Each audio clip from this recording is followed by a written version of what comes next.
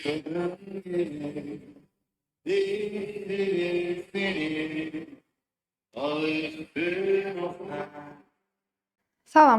Tamam. hər kəsə YouTube kanalımdan salamlar. Videoya baxdım, biraz duyğusallaşdım. Bir qadın gəlir dəyişdirir səni, bir bəy gəlir dəyişdirir səni.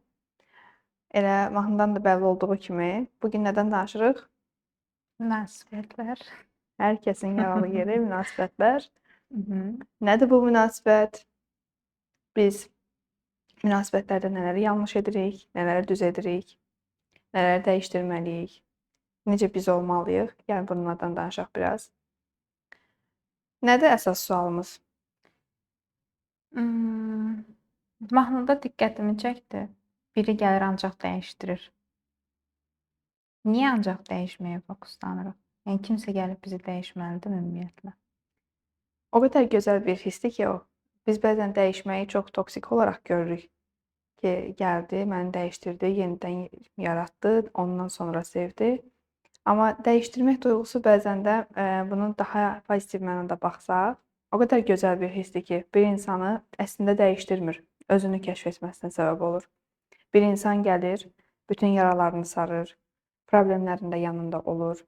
Ən sevdiyin, heç özünə belə etiraf etmədiyin o hobbilərini sənə kəşf etdirir yenidən. Və bəzən biz buna dəyişmək adı qoyuruq. Amma bu dəyişmək deyil, bu yaxşı dəyişməkdir əslində. Və bir də var toksik olaraq dəyişmək.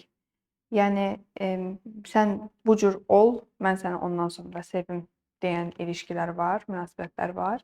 Bu həm bəylərimizə, həm də qadınlara məxsusdur. Amma çox təəssüf ki, daha çox faiz bəylərə təşkil eləyir. Bir bəy əgər uşaqlığında hər hansısa bir travma yaşayırsa və bu travmanı bərpa edə bilmədiyi müddətcə, travmanın üstəsindən gələ bilmədiyi müddətcə qarşısındakı xanımlara qarşı daha çox aqressiv olur. Qarşısındakı insanları üzməyə, qırmağa daha çox müsait olur və düşünmür qarşımdakı kimdir, nəçidir, necə davranmalıyam, niyə elə davranıram. Bəzən münasibətlərdə kök həll olmadan başlayırıq biz həmin insanları bir növ yargılamağa. Uşaqlığında hər hansısa bir travma alan bir insan, bəylərimiz anadan, qızlarımız atadan münasibətləri bəzən çox da yaxşı, ürək açan olmur. Ümumiyyətlə münasibətlərlə bağlı 21 günlük dəyişimin içində niyə münasibətləri daxil etdim? İlk öncə biz insanlardan asılı olmamağı öyrənməliyik. Bir insan gəlir, bizi dəyişdirir, bəzən daha yaxşı bir yerə, bəzən daha pis bir limana atır gedir bizi və biz o limanın içərisində çabalayırıq. Oradan çıxmaq istəyirik, çıxa bilmirik, depressiv oluruq, hər şey bitdi deyirik. Sanki o getdi, bütün dünya durdu. Və bu zaman artıq biz yenidən sıfırdan, ən başdan, hər dəfəsində artıq daha sonra biz görürük ki, qadınlar artıq nə evlənmək istəmir, nə münasibətə girmək istəmir. Bir bəyə görə digər bəyləri də onun yan sırasında bir nədirsə o birisi elədi deyilir. Və bunların hər biri yanlış fikirlərdir və ən əsası yanlış inanclardır. Sənin inancın necədirsə, sənin qarşına çıxan insanlar da belə olur. Münasibətlərdə insanların ən çox yaşadığı problem nədir? Yəqin ki, dinlənilməmək, anlaşılmamaq, görülməmək, qadağaların olması, daha sonra nə ola bilər? Bizi olduğumuz kimi sevən insanlar nə qədərdir həyatımızda? Çox azdır yəqin. Və mən hər zaman buna qarşıyam və bunu mən öz həyatımda tətbiq edirəm. Mənim üçün fazla kalabalıq deyilən bir şey yoxdur. Əgər mən hansısa bir sözü deyəndə, Zəhrə görsən bunu niyə belə dedi deyən insanlar varsa ətrafımda, onlar olmasalar daha yaxşıdır. Və sizə də məsləhətim budur. Ətrafınızda çox insanlar ola bilər. Ətrafınızda sayla sadəcə 1-2 nəfər saya bilərsiniz ki, onlar siz olduğunuz kimi qəbul edir. Amma o qədər gözəl bir hissdir ki, təkcə bu münasibətlərə daxil deyil, eyni zamanda dostluqlara da aiddir, ailəyə də daxildir bu mövzu. Səni sən olduğun kimi sevir.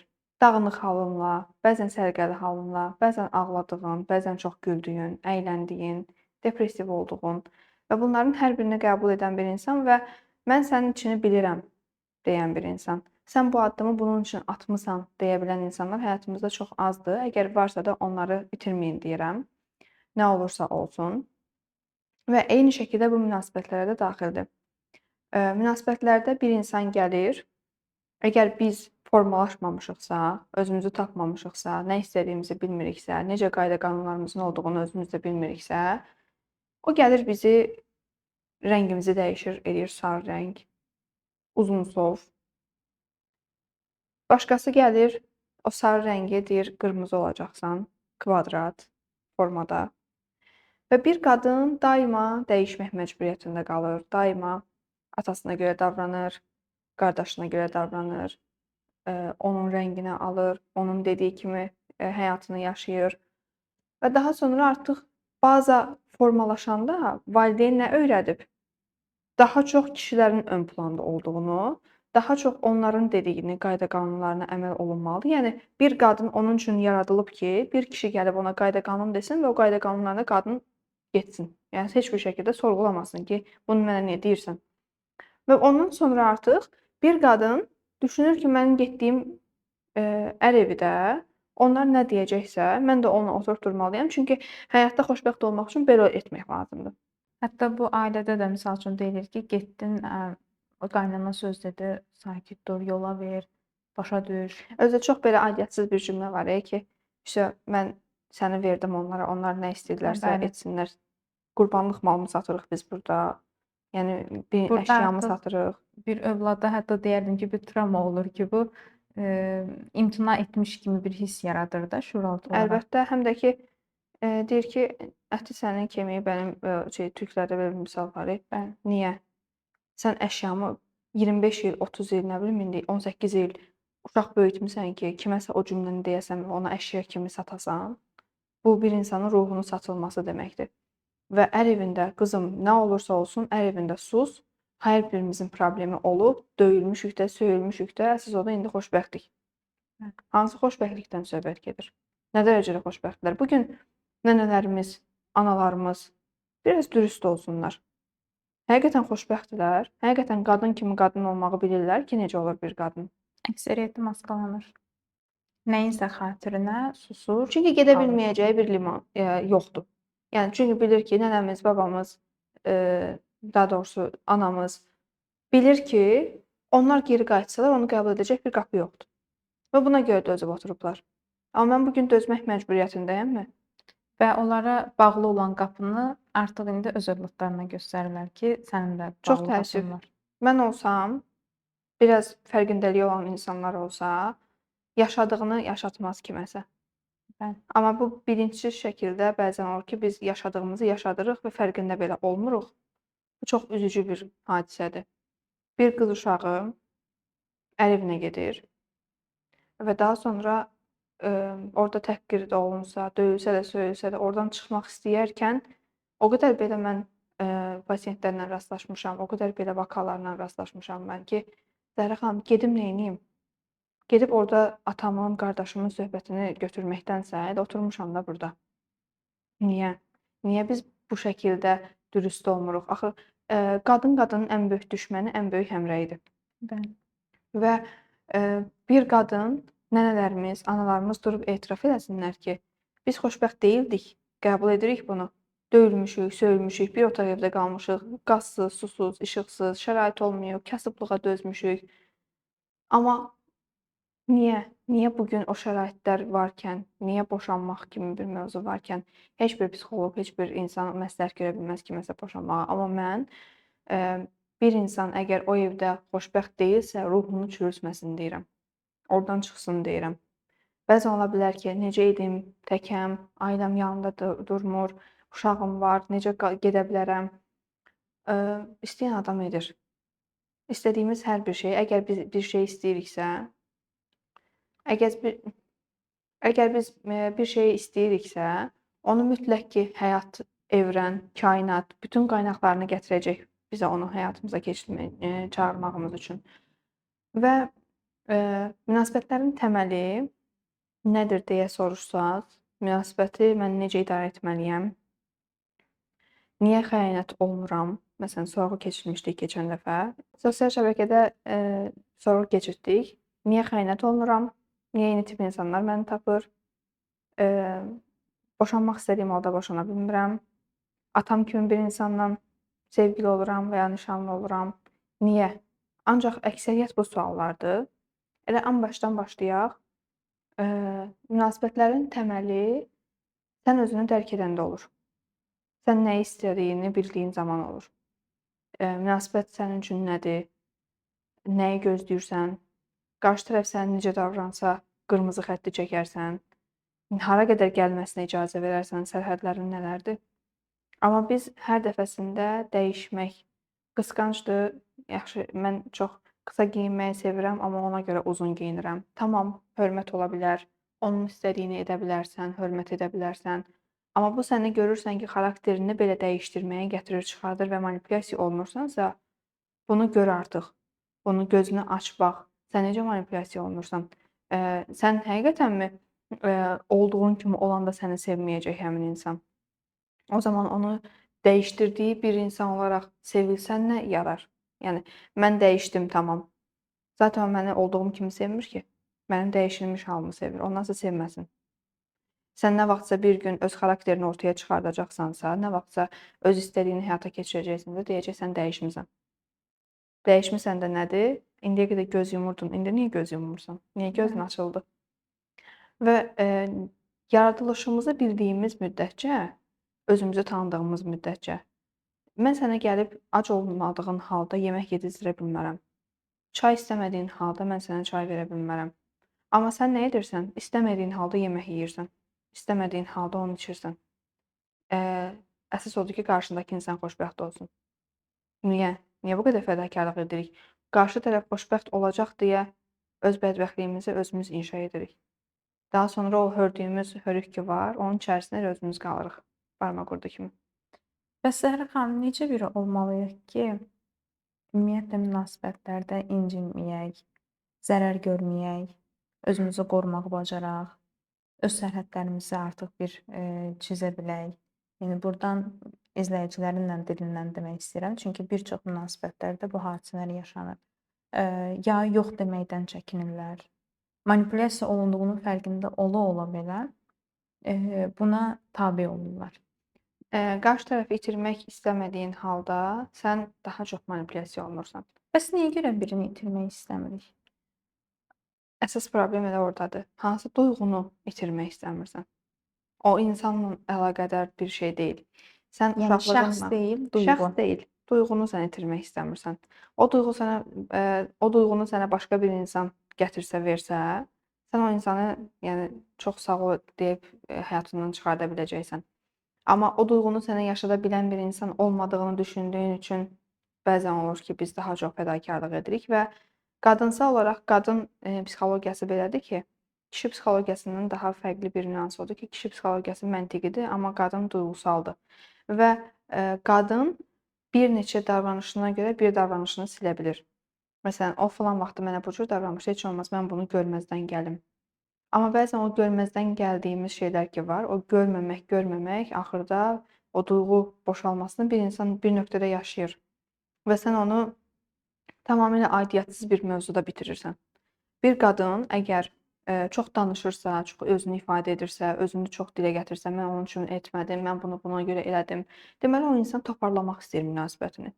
Yox, əgər bir dənə tamam mövzusunu yazırsa, bir dənə tamam sözünü yazırsa və yaxud da tamam sən dediyin kimidir. Artıq bil ki, sən onda bitmisən deməkdir.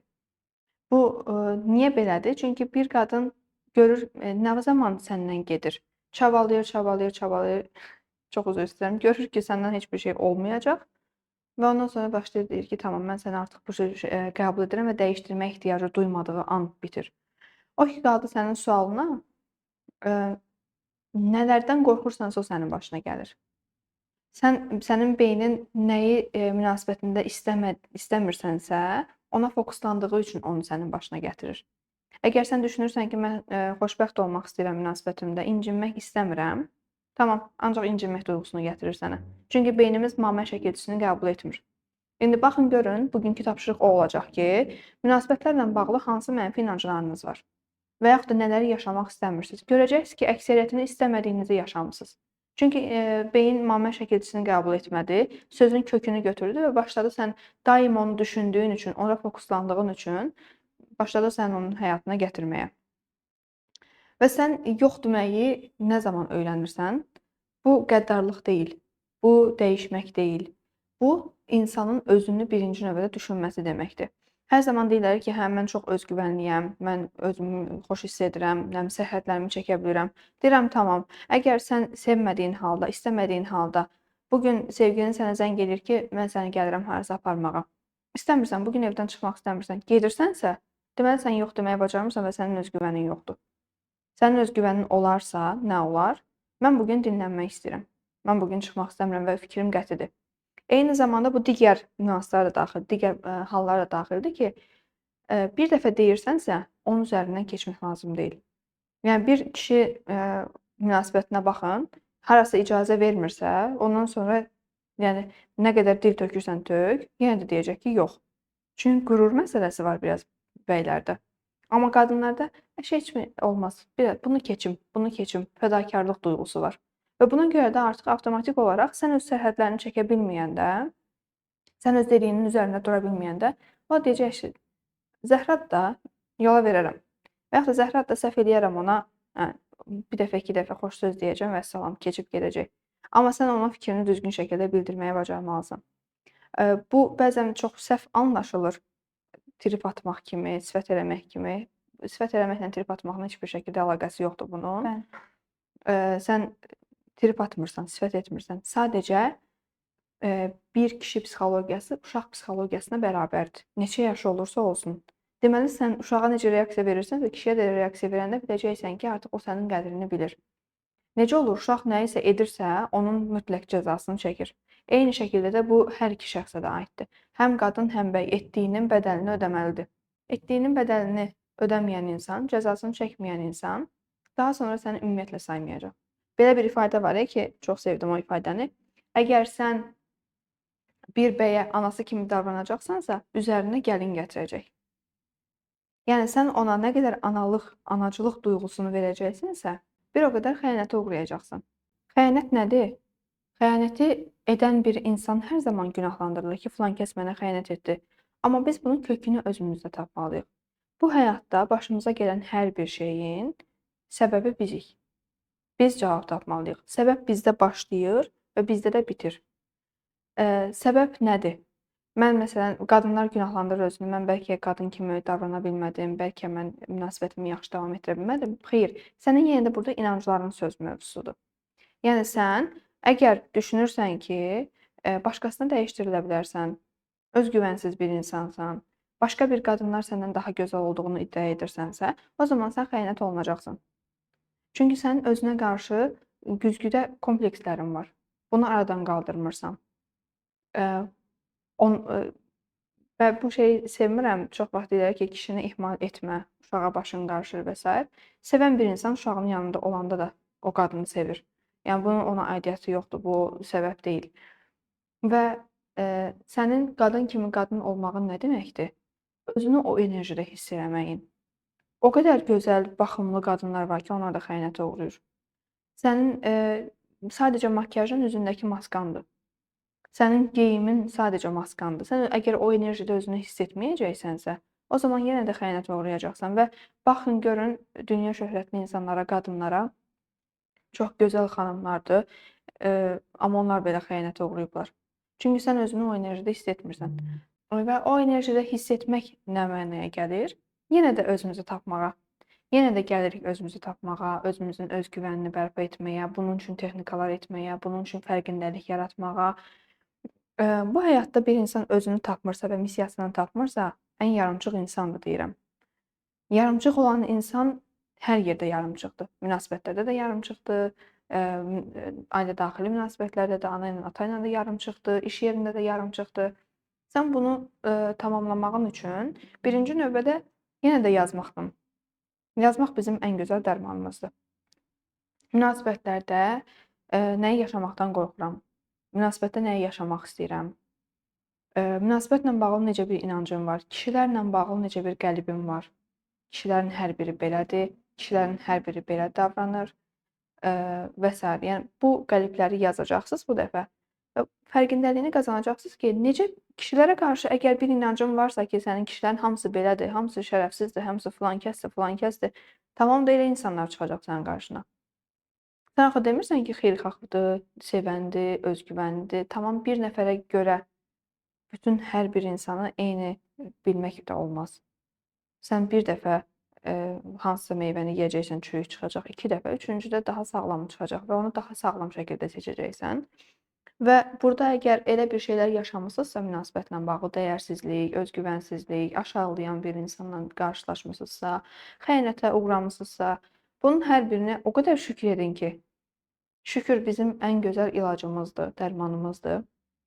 Şükür edin ki, sizi həyat elə bir kıvama gətirir ki, özünüzü tapasınız.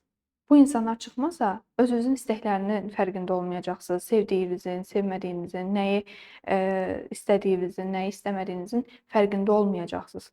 Və bu tip insanlar sizin həyatınıza dəyiş, dəyiş, dəyiş deyir. Və Allah bizə nəyi deyir? Deyir, görürəm ki, mən sənə mükafat verirəm, bunu başa düşmürsənsə, gəl sənin həyatını alt-üst edim, ondan sonra başa düş sənə nə demək istədiyimi. Və o qədər şanslı insanıq ki, əgər bunlar bizim başımıza gəlirsə, bəzən qadınlarımız, xanımlarımız daha çox deyir ki, mən çox şanslıyam, belə insanlarla rastlaşıram və s. Çox şanslısınız deyirəm.